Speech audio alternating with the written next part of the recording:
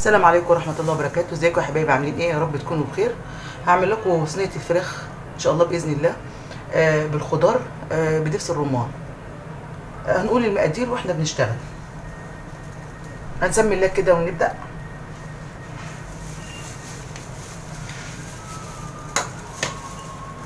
معانا نص كوبايه زيت، توم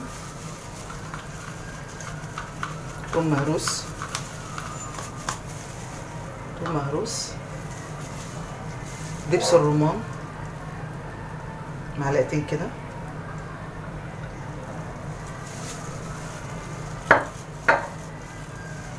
معانا طبعا التوابل. معانا كزبره معلقه صغيره، بابريكا، كمون، فلفل اسود، جنزبيل، ملح.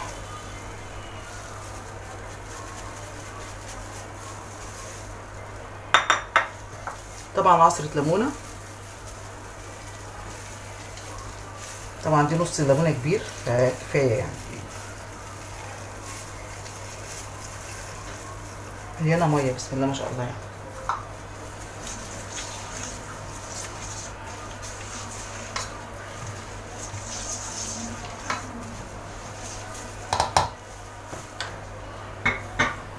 نحط بقى الفراخ.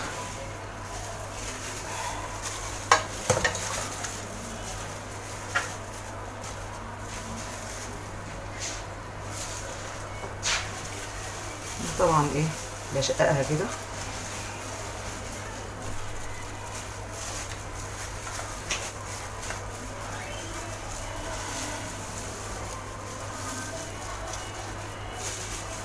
طبعا ما ادوس جوه قوي عشان برضو ايه ما يطلعش اللحم بتاعها.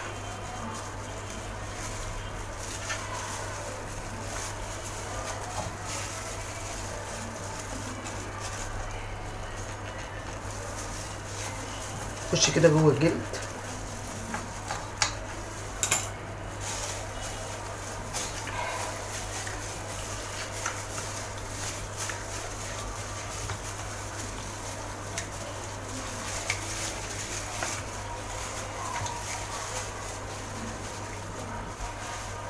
ده الخضار اهو زي ما انتم شايفين، جزر، كوسه، بطاطس، فلفل اخضر، وطبعا معايا بصل.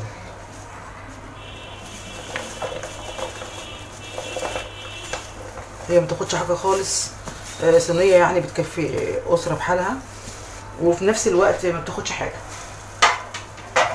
سريعه قوي قوي قوي.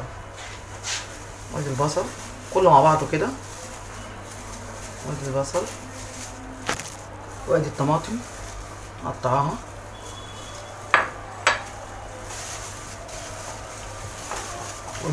طبعا الخضار لما بياخد من التوابل مش عارفه اقول لكم طعمه بيبقى عامل ازاي، والله يا جماعه بيبقى جميل جدا.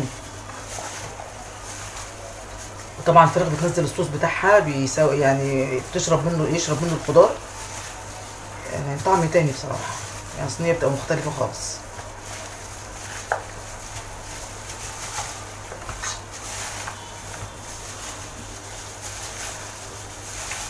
ممكن اخليها في الصينيه دي، ممكن نحطها في الصينيه التانيه.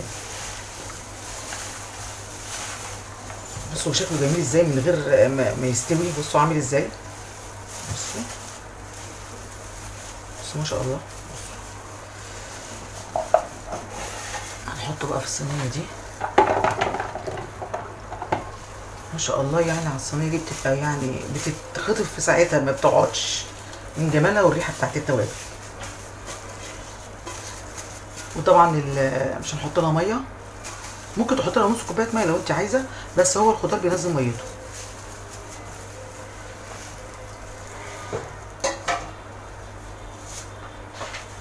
بينزل ميته بتستوي على الميه يعني.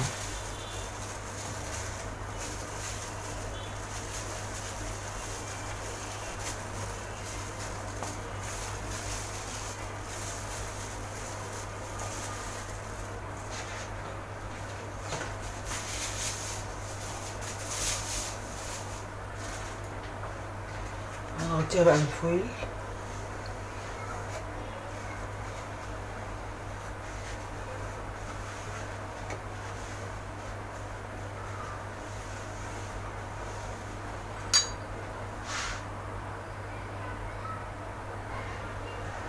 بقى الزبده عليها،